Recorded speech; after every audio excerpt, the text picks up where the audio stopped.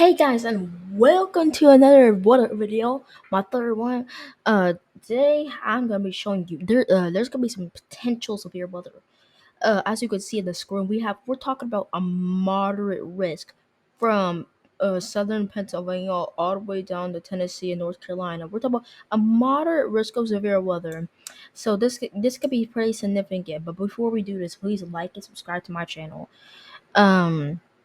I see, yeah, we have a slight risk going from Wyoming all the way down to the panhandle of Oklahoma, and we also have another one, the New Mexico border, and then there's a slight risk going all the way up from Canada or upstate New York down to Mississippi, Alabama, and Georgia.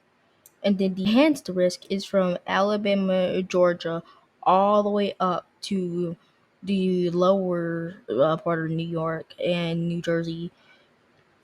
But yeah, it looks like to be some pretty significant severe weather.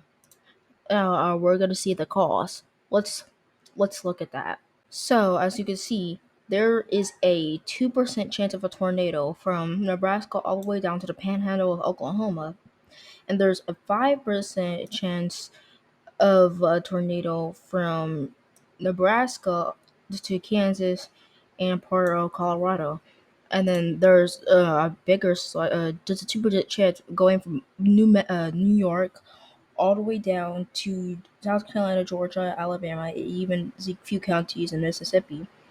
And the 5% chance is from the lower part of New York all the way down to Georgia, as you can see, circle around there. And then the 10% chance is from Pennsylvania all the way down to Tennessee. So there's higher there's might be some tornadoes over there today if you're in the Mid Atlantic. Um, so yeah, pretty significant severe weather coming. But let's look at the hail and wind threat. So the hail threat, there's a hatched risk from Nebraska all the way down to the panhandle of Oklahoma, and also a higher chance for Pennsylvania all the way down to the upper state of Georgia and Alabama. But it's not in the hatched risk, but the chances are higher than if you're in the green.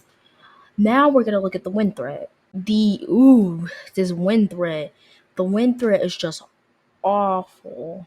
I mean, there's a hatched risk if you're in the New Mexico Texas border, but we're just not gonna talk about over here. This looks to be a miss. So, uh, the tornado risk a little bit higher, and the wind threat is terrible. We're talking about the greens is 5% chance, the yellow is 15% chance, the red is 30% chance, and the purple is 45% chance hatch risk from Georgia all the way up to Pennsylvania. But if you're in a hatched risk, that's from Pennsylvania all the way down to Tennessee and North Carolina. So expect some strong winds to be happening. It's gonna be very significant strong winds. Look at day 4, but we're gonna look at all of them at the same time. So this is day 4. Not really too much concern, but maybe a slight risk in the southeast, and also a slight risk if you're in Colorado, New Mexico. No, not New Mexico, Nebraska and Kansas. But yeah, now let's look at our regular weather. Okay, now we're looking at the weather. So as you can see, there is thunderstorms going on for the northeast. So we're talking about that severe weather. Severe weather is happening today. Um, but yeah, as you can see, there's storms over there, and let's just keep this rolling. We might we're gonna that storm as that storm moves eastward. We're also gonna see some storms for Texas up to Nebraska. Texas needed the rain, but it's not quite going south enough. Um, and then we have some storms going on for the mountainous regions to the Pacific Northwest. Um, let's just keep this going. As you can see, this is August 10th. We have that severe weather going on for the the Midwest, down towards the south, and towards the lakes in the Ohio Valley. Um, so let's keep this rolling. We're talking about, this is August 12th. We got some storms going on all the way down to the deeper south, up to Ontario. Or as you can see, we got some storms there. We're gonna go out to 7 days. So this is the 13th. As you can see, we got lots of like isolated storms or scattered storms happening in the south. You know, your typical thunderstorms. And then there's some storming going on for the northeast also.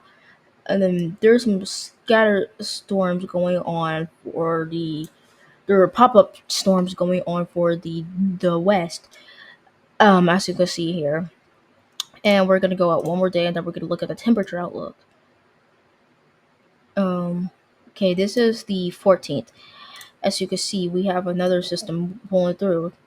We got some storms going on for the midwest down to the plains, and then there's some scatter activity going in the west, nothing to worry about. And then we have some storms. It's kind of going off the coast, but from Maine all the way down to the deeper south. But yeah, now we're gonna look at the temperature outlook because the heat wave down the south in the west is gonna persist. I'll show you that in a second. So this is currently what everything looks like now. We have a cold blob air from the Canadian border all the way down to the Panhandle, Texas, and then up back through the Ohio Valley, even parts of the Northeast. And let's just keep this rolling. This is today, August 7th. Now this is August 8th. As you can see, that cold air just got way colder. We're talking about that heat is still persisting down south. If you live in the south, you're still dealing with that heat. But now the Pacific Northwest is way far below average, and same if you live in the plains, the Midwest, that over to the Ohio Valley and just the east. Um, Now let's do go to August 9th. August 9th, as you can see here, the east is pretty much all of the east is colder than normal, and then the plains is also colder than normal. But if you live in the south, like Texas or Louisiana, you are still dealing with that heat wave. No, it doesn't look like you're gonna get a break. Now let's look at August 10th. This is August 10th. The cold air kind of dissipates a bit. Unless if you live in the northern plains or the northern Midwest, it's gonna be the farthest below average. If you live in the south or the west, you're gonna be the highest above average, as you can see here. Especially if you live in the south of Texas, Louisiana, Arkansas, Mississippi, New Mexico. Man, you just don't get a break. I mean, it's not as terrible as it was, but it's still hot. Um, Now let's look at this is August 11th. That heat just ramps back up. Most of the U.S. is like below average, but if you live in the plains to the Midwest, you are just not. You just you're just not in the below average. Or if you live in the southeast, can't forget about you. The southeast or the central U.S. If you live, it's like look something like this. As you say, um, this is August 11th. Now let's look at August 12th. You can see the spots where you have the below average temperatures because of showers and storminess. But that heat just, man, that heat is just terrible. Awful heat. Um, this is August 13th. That heat just stays there. It does not go anywhere. It does not want to go anywhere. And then let's go August 14th. The forest owl. That heat, it's still there. It just does not want to go anywhere. And that heat starts building up for the northwest. The southeast, the heat also starts to build up for there too. So that's all I really have for today's video. I hope you enjoyed. The freaking leave big thumbs up. But further ado, peace out, guys. Goodbye.